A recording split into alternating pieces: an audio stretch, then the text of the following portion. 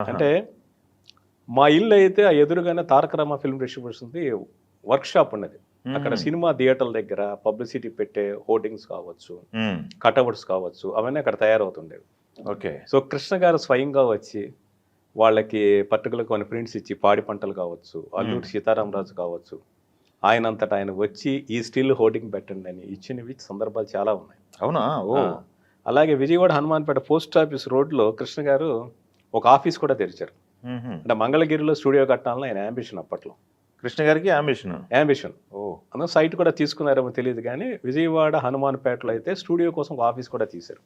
పాడి పంట రిలీజ్ అయిన తర్వాత ఇన్సిడెంట్ జరిగింది.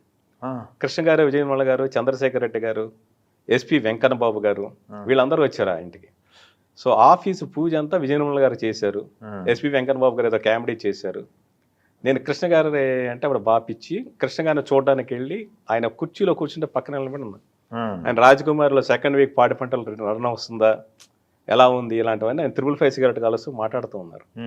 సో కృష్ణ గారే కాదు, మొత్తం చాలామంది స్టార్స్